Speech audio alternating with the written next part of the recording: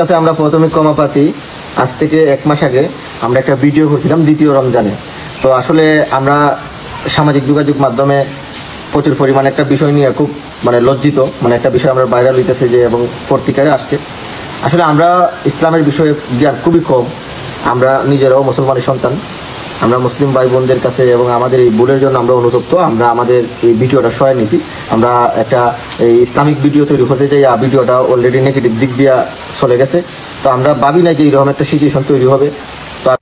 যে ভিডিও ক্লিপটি দেখলেন সোশ্যাল মিডিয়াতে তুলপার, এই ইব্রাহিম আর স্বপ্না, তারা আমাদের রাষ্ট্রধর্ম ইসলাম দেশের থেকে তারা ইসলাম নিয়ে কটূক্তি করে।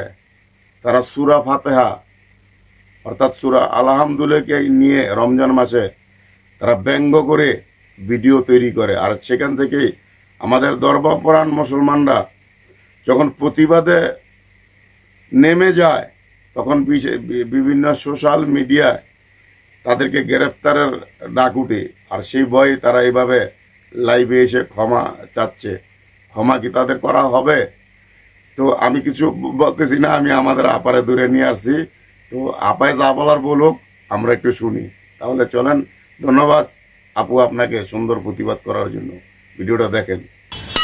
এরকম একটা সিরিজ শোন তৈরি হইব যে তুই তো ভাবতেই না। তোর তো দেখা যায় ছাগল চোরের মতো। ছাগল চোরের ঘরে চোরে হেতে বেলে হেরাও বেলে মুসলমানের সন্তান, আবার কয় কি ইসলামের দিক দিয়ে আমার নলেজ খুব কম। সুরে আবার নয় কইতাছে ইসলামের নলেজ আমাঙ্গর কম, কিন্তু আমরা মুসলমানের সন্তান। তুই কেমনে মুসলমানের সন্তান হলি? তোর বউ চেগাইয়া বেগাইয়া নিচের আলতলা বালতলা দেখায় দেখায় ভিডিও বানায়। তুই ও লগের ক্যামেরাম্যান সেডির, তুই আবার কস যে আমরা মুসলমানের সন্তান। তোর মতন মুসলমান ফায়ার তলে থুইয়া ফিসা মাইরা লাউনের কামা ছিল, বুঝছস?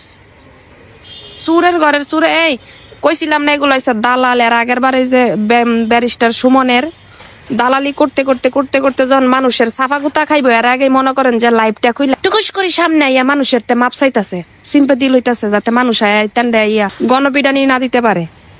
এবার ওই যে ইসলামের মতন একটা জিনিস, হ্যাঁ, ইসলাম পৃথিবীর শ্রেষ্ঠ গ্রন্থ। ইসলাম আমাদের মুসলমানের এক নাম্বার পরিচয়। ইসলাম নিয়ে এগুলা কটুক্তি করছে, আর এটা একটা টিভি চ্যানেলে পর্যন্ত গেছে, সংবাদ পত্রিকায় পর্যন্ত গেছে। চিন্তা করে দেখেন কত পরিমাণ ভুল করছে। আর এরা বুঝে এভাবে লাইভে আইসা মাফ করি দেন, সিরিয়াসনে পড়ে গেছি গা, নট সিচুয়েশন, একটা সিরিয়াসনে পড়ে গেছি গা আমরা। ইসলামের দিকে আমাদের ধারণা কম। ধারণা কমিলে ভিডিও বানাইতে যাস কি লিগা? সব জিনিস কি মজা খাটে রে দালালের ঘরে দালালেরা? হ্যাঁ, বউ ব্যস্ত আছিস, বউ বেচা খা। সমাজের মধ্যে তো 2 পয়সা দিয়ে তো করে গুনে না। এর লেগে দিছে সমাজের তে বাইর করে জঙ্গলের মধ্যে মনে কর যে 10 হাত টিনের মধ্যে 2 হাত ওয়াল দিয়া কইরা পরে নাম দিছে স্বপ্নের বাড়ি।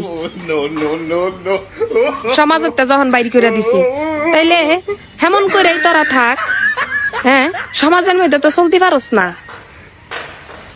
দালালের ঘরের দালাল তগর জ্বালা সমাজের মানুষ তিক্ত হয়ে গেছে গা। এখন আবার নেটটারে শুরু করে দিছস। 2 দিন পরে পরে ইসলাম রে নিয়ে কথা কবি। এ বেটার ফাও সাইডটা খাবি, হে বেটার ফাও সাইডটা খাবি। ফাও সারা শেষ হইলে আইয়া লাইভের মধ্যে টুকুস করে খারিয়ে যাবি গা। মাফ করি দিলাও। মাহফুলার ঘরে মাহফুলারা ইসলাম নিয়ে কথা কইছস। এতে যদি ইসলাম নিয়ে দালাল দুইটাই কথা কইছে বা ভিডিও বানাইছে, বানাইয়া মনে করেন যে ইসলামরে ছোট করা হয়েছে, এই জায়গায় যদি আপনারা পাবলিক আশেপাশের সমাজের যারা লোক আছেন এগরে জোতা পিটা না করেন বা এগুলার এই যে অনলাইন থেকে না বাইর করেন, তাইলে মনে করেন যে আসলে আমাদের ইসলামের প্রতি আমাদের মায়া নাই, ভালোবাসা নাই বা সম্মান নাই। আমরা যেটা বুঝি আমাদের আশেপাশে বা আমাদের এলাকার হইলে এগুলার তো জোতা পিটা করতে করতে পাথর মারতে মারতে মাইরা ফেলাইতাম। ঠিক আছে, এগুলা সমাজে আবার এখনো দাঁড়াই রইছে কেমনে? এগুলার তো সিম্পাথি একটাই। দেখো না, আরেকটার সুরের মতন দেখা যায়, সুরের মতন দেখা যায়। বিয়া করছে আর এক দাত্তির ঘরের দাত্তি, হুত্তিনের ঘরের হুত্তিনে। তাই 2 দিন পরে পরে এক একটা নাটক শুরু করে দেয়, সমাজটারে নষ্ট করে দেয়। আবার এই কয় কি মাফ করে দিলাও, ইসলামের প্রতি আমাকে রিয়া কম। এগুলার ধরে ধরে জুতা পিটা করার দরকার, আর নয়তো এগুলা ঠিক হইব না।